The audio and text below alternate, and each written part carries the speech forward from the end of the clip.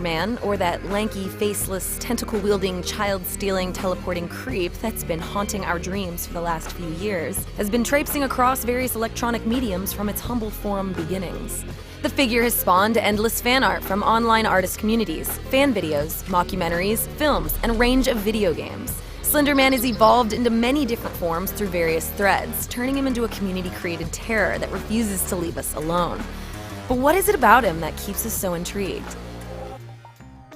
Slenderman's creation began in Something Awful's forums in June of 2009 by user Victor Surge. 2 old photos of random kids contained a tall, dark, creepy guy in the background. Purposely vague to allow for audience interpretation, he is typically portrayed as a tall, thin figure with a featureless head and a black suit. The photographs inspired hundreds of stories found on forum threads, adding to the myth and horror of Slenderman. Early stories depicted him as dangerous and physically violent. Over time, though, a second version of Slenderman appeared, one who was more passive-aggressive, inflicting damage mentally, slowly forcing a victim to fall into madness. A few short weeks after the character debuted, a video series called Marble Hornets appeared on YouTube, showing a behind-the-scenes of a film project that slowly unravels into a series revolving around Slenderman. Over time, thousands of Slenderman stories emerged, most of which seem to focus on the protagonist being haunted by the tall, cloaked, shadowy figure.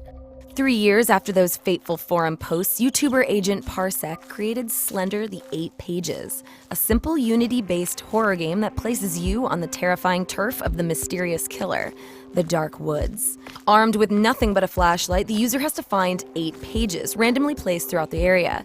Each note you get shortens your sight, and Slenderman becomes increasingly aggressive. Video and audio distortions add to the feeling that he is somewhere near you all the time, and you get an incredible feeling of helplessness and fear from the paranoia that he's watching you and planning your eventual demise. The sequel to the 8 Pages, Slender: The Arrival, released in 2013. Similarly to the first game, you get nothing but a flashlight and the ability to run to avoid your imminent doom. But The Arrival offered something new, a bit more story and context. The story about a woman named Lauren investigating the disappearance of her friend. The story about strange discoveries of other disappearances, and eventually about how all the people who had interactions with Slenderman had subsequently exhibited erratic, terrifying behavior. And this is where Slenderman gets really interesting, because what you start to understand is Slenderman himself isn't the main thing to fear. It's what happens to people once they encounter him, how frightened and crazed they become in their obsession with him. What makes Slenderman such a terrifying monster is what he can make you become as a result of your experiences and state of mind.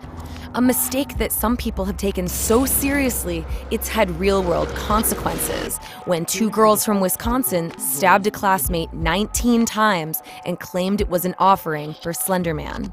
Now, obviously, Slenderman doesn't make people kill, and creepypasta doesn't make people kill. Slenderman is just a fictitious character, and this is an anomaly. So why are people so interested?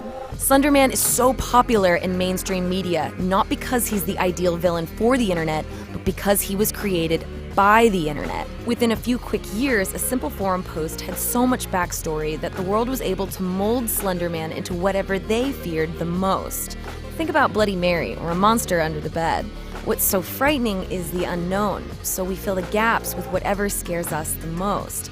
Slenderman is ambiguous on purpose, so that we decide what's so terrifying about him. New Slenderman stories are constantly being posted, and with the recent port of The Arrival to current-gen platforms and a likely sequel on the way, it seems like Slenderman will be constantly supplying us with a way to get scared. Slenderman doesn't look like he'll be going away anytime soon, and you get to decide what's so frightening about that.